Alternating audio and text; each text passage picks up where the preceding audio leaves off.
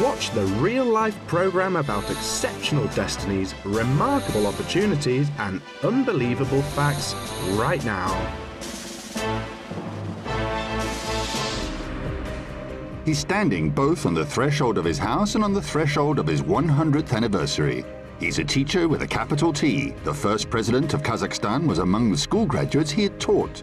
He was a frontline soldier and trained snipers during the war. You should always be self-possessed and calm. Sedkhan Isayev is grateful to his destiny for everything.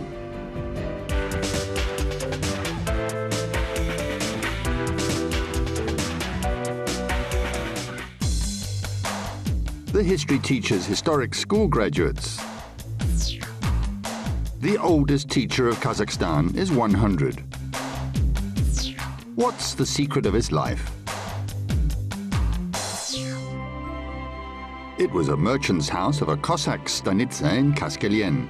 The house was built in 1928, so it's a dozen years younger than him.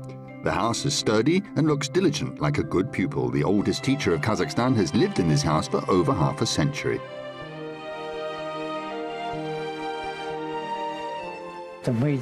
We've reconstructed it. It's warm and dry now, and we worked on the construction ourselves. He offers to enjoy the smell of spring. The garden, annexes, and greenery are in order. He says that the same order should be in the head. Go there. Smell this. The smell is really good. It's called lilac. For his thoroughness and order, Sedkhan Akhmetovich is called a Kazakh German in Kaskelyen. He laughs at this.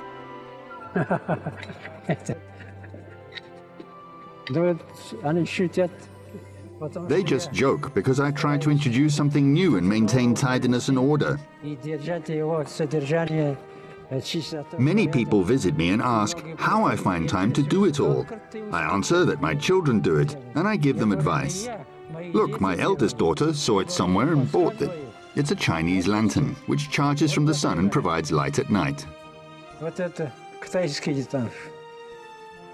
Старший дочь где-то встретил и купил этот заряжающийся солнце, а ночью свет дает. He was born in the autumn of the year when the Tsar was overthrown in Russia. This led neither to a snowstorm or hurricane, but to the revolution.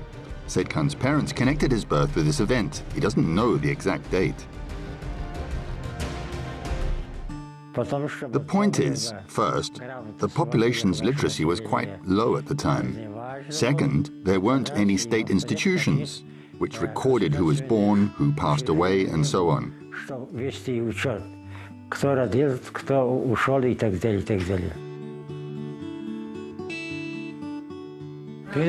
we have a look at the grapes? Oh, I forgot a long time ago.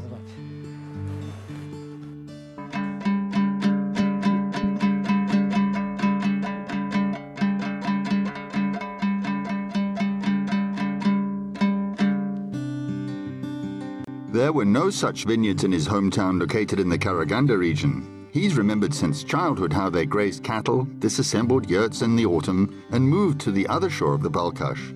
He didn't even dream of going to school. He got this opportunity only after a copper smelter was built there, and a 3-year-old school was attached to it. Sedkhan became a first former at the age of 15. I remember that was in 1932. One of the years of the famine. Then I finished 3rd form, where I studied in Kazakh, in Balkhash.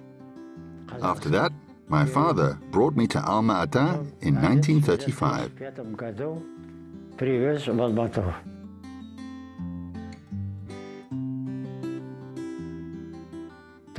Very few passenger trains ran at that time. Thus, we took a freight train and arrived in Alma-Ata.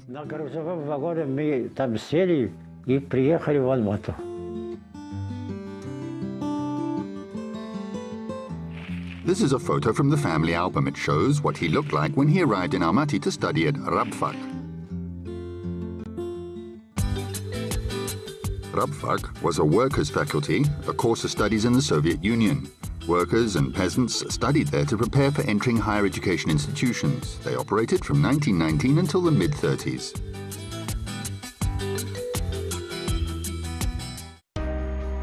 He finished Rubfak 3 years later and entered the Pedagogical Institute, where he studied in the history faculty. They knew only history. People in villages didn't know other subjects, such as mathematics, physics, and so on. Probably, one of my relatives said that it was necessary to know the history of the homeland. The history of the homeland is connected with his. Seykan Akhmetovich, his children and grandchildren planted everything in this garden. It's the third generation of these trees. He says he did everything correctly and followed the instructions given in books. Now he gets an excellent crop. Then I had 2 or 3 books called Books for Gardeners. There I read what sorts were good and suitable for the Almaty region.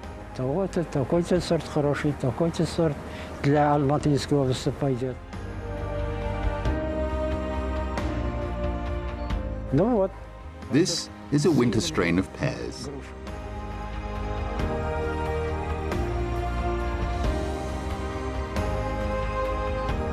Seykan has a lot of grandchildren and great-grandchildren too, 16 to be exact. During celebrations, they gather at a large table.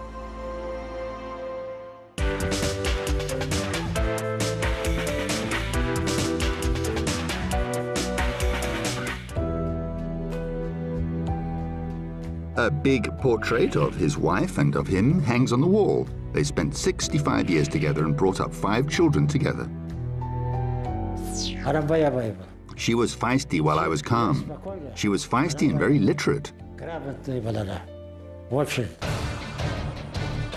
During the war, Nurgain Kameyeva was a radio operator. She flew in a low-flying attack aircraft and parachuted. She carried out reconnaissance missions. Her aircraft was a Polikarpov U-2. A pilot helped her to understand the materials of the aircraft. Her other task was collecting information. She did it and informed the government on time.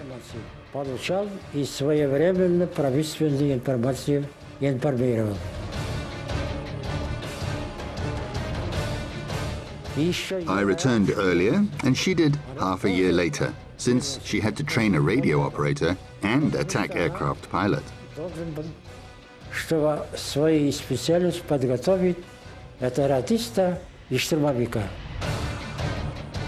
When the war began, Seykan was in his 4th year. He says he was very grateful for being allowed to get a degree early. He spent 3 weeks on preparation, submitted his work, and the next day was in the military registration and enlistment office. It was wartime.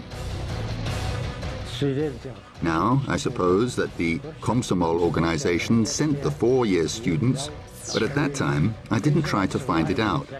They were sent to the army to protect the capital city. He was sent to Turkmenistan. He finished military school and became a lieutenant. Then he found himself in sniper school, where he trained 16-year-old teenagers. They were trained to serve in the reserve.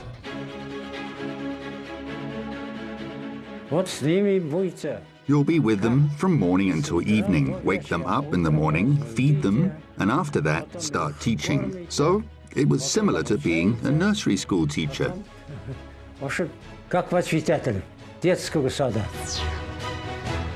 He had 300 students, 300 snipers. He says it wasn't easy. Work with optics required special skills. He mastered them together with his students. First, discipline had to be maintained, because a sniper had to be attentive and careful. Second, it was necessary to train them to fight.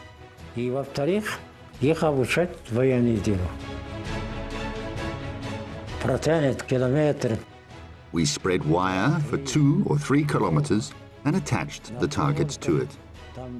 They were shaped like rabbits, dogs, or sheep.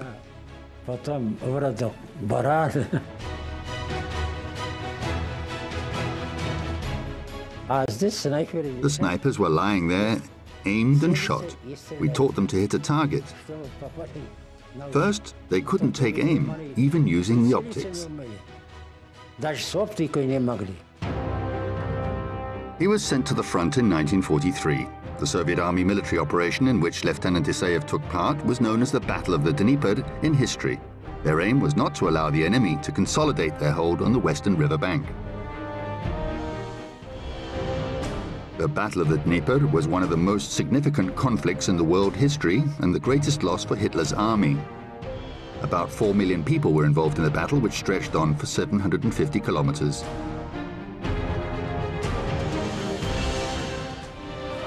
Sedkan was appointed as platoon commander, but he couldn't swim. The political instructor in front of the ranks explained that their comrade did not have combat experience, so everyone was responsible for him. Their conversation in private was short. You are in charge of every soldier. If you don't manage it, what will be in front of you? I didn't know that. He meant military tribunal and court. I didn't know the word military tribunal either. Of course, I was frightened and did my best.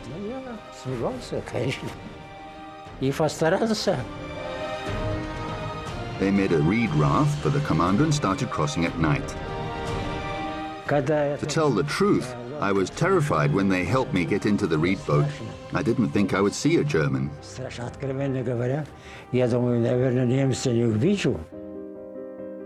They crossed the river without losses. Isayev was awarded the Order of the Patriotic War, second class, for the Battle of the Dnieper. After receiving a second wound, he was invalided out. He celebrated Victory Day in the town of Issyk, where he became a military leader and then a headmaster.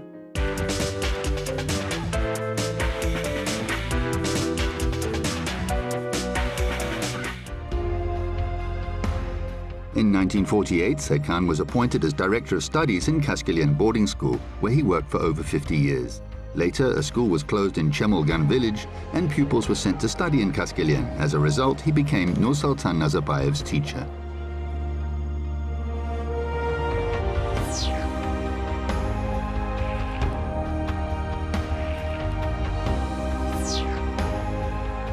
This is a photo of the 21st graduation class of pupils. It's the only photo made during Sedkan's teaching career. He says Nursultan Nazarbayev took this photo and then went to the city to develop it. He was a very good and active pupil. This is the school leaving certificate issue book of 1958.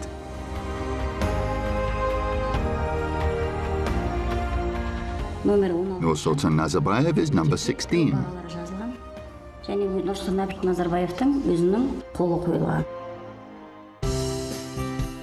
In the 1990s, Sedkan read in a newspaper that as soon as a president was re-elected, the museum of the head of state was open on the very same day. It was a custom abroad. It was the reason why he went to the president of Kazakhstan. I told him about it and asked why we couldn't do the same. We hadn't had a president before. I asked if he minded. He laughed and said it was still early for him. The first president of Kazakhstan's museum has been in the building of Abay boarding school for almost 20 years.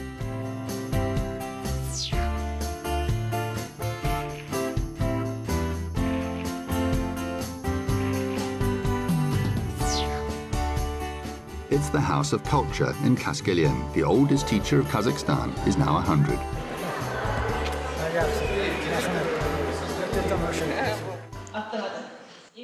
He worked with 3 generations over 75 years of his teaching career. He says that the first pre-war generation was notable for strong discipline. The second strove for knowledge and absorbed new information. The new generation is rich and talented people, but many of them lack patience. In Sedkan Akhmetovich's opinion, a lot depends on teachers. When I have free time, I always visit them, the headmaster, talk to teachers, ask for advice, enter some classes and meet pupils.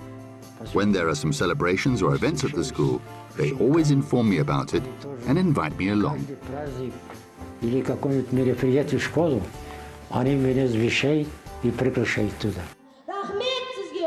However, this celebration is held only in his honor.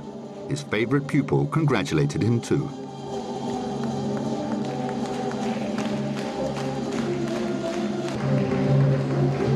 Sedkan Isayev is accepting congratulations and not getting tired of saying thank you. He says he's happy and grateful to his destiny for every day he's lived.